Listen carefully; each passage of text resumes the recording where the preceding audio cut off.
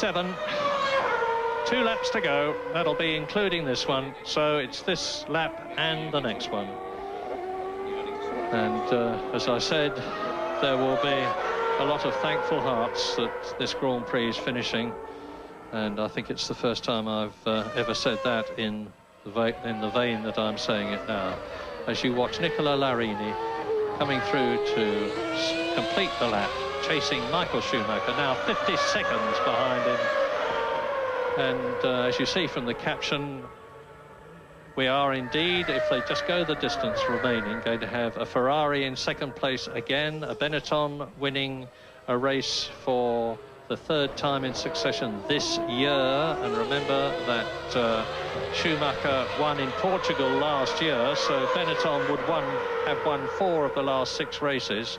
And interestingly, for statisticians and historians, this would be the 6th consecutive race that the Ford V8 engine that so many people said wouldn't hold a candle to the V10s and the V12s has won an astounding record.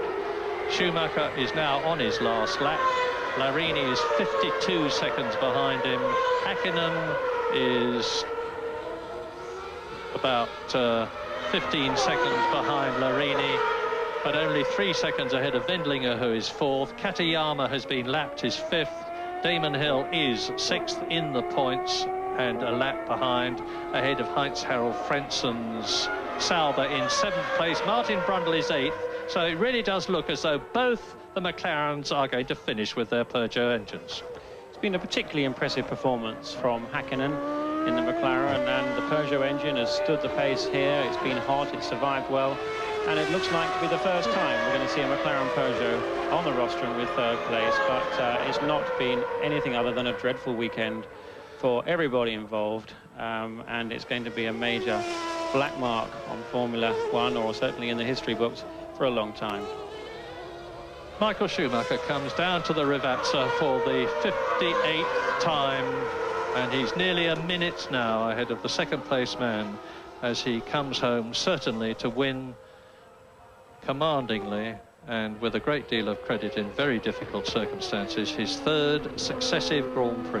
He exits the Traguardo, and the 1994 San Marino Grand Prix has been won by Michael Schumacher, but in circumstances that I'm sure he will not be at all happy about. And that is no reflection on him, his ability, or his car.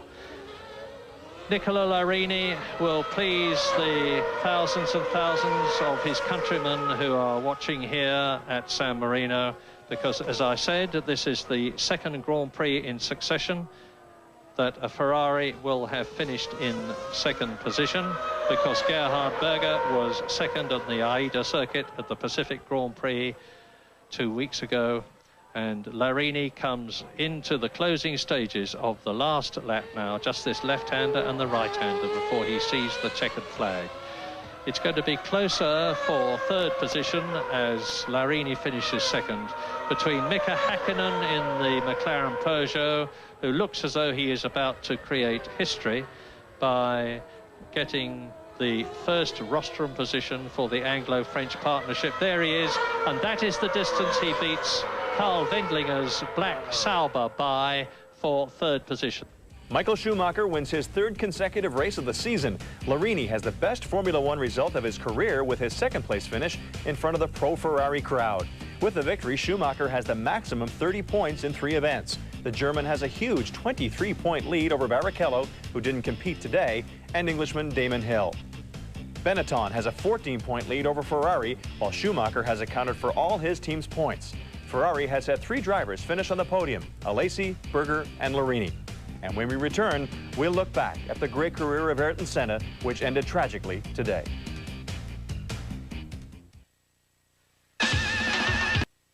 There is no champagne on the podium at Imola because no one feels like celebrating.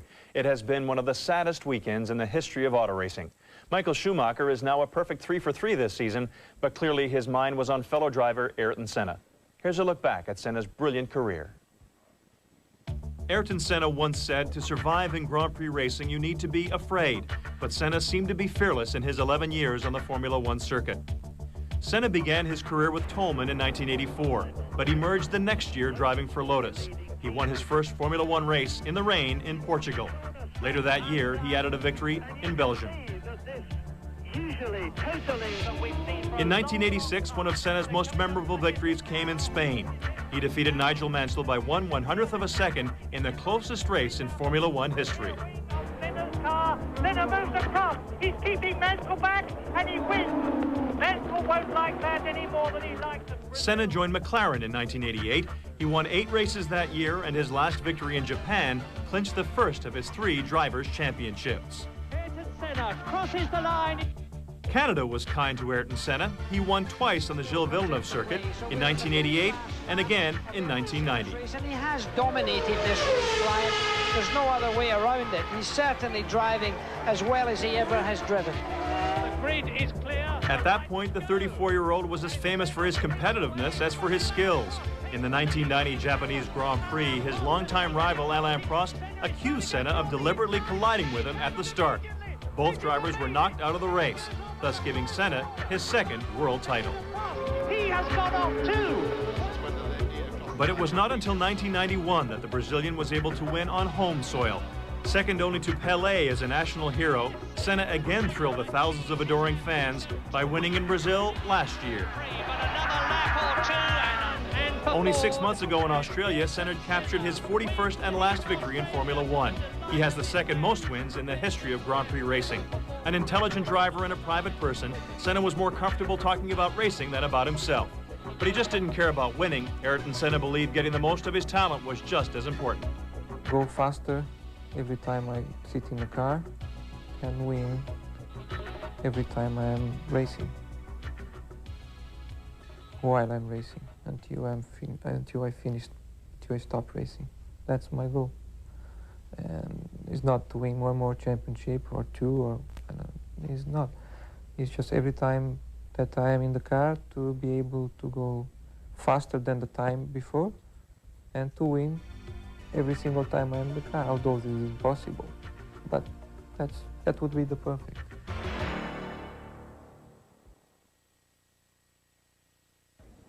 Following the tragedies of this past weekend, there will be many questions in the coming weeks about making the sport safer. The next Formula One race takes place at the resort area of Monte Carlo. We will have the Grand Prix of Monaco 2 weeks from today on May 15th, following late local news. Our next IndyCar race is June 5th from the Badger State. It's the Milwaukee 200. That will also follow late local news. And coming up next Saturday afternoon, we begin... Ratzenberger. Today, the racing world is asking why and dealing with the pain and the shock. Senna's teammates were still in shock as they arrived back from Italy at Gatwick Airport in the early hours of this morning. Their grief compounded by the questions still hanging over the reason for the crash. The Williams team were back at their headquarters in Didcot this morning, the front gate covered in flowers left by fans. Senna's colleagues already scheduled to be here today said the atmosphere inside was grim. I think people just coming here, this is where the team's home is, and there's a lot of people coming in, ringing in and saying, we can't believe it. I think that's really the situation we're in. It's a little bit of helplessness, I suppose. You wish you could do something, but you can't.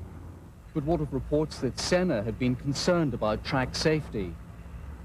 Obviously, over the years, drivers have always voiced their concerns over certain issues, and I think the points that Ayrton had made to Frank and to other people over previous weeks and months will be considered very carefully as part of the inquiry as it unfolds over the coming days.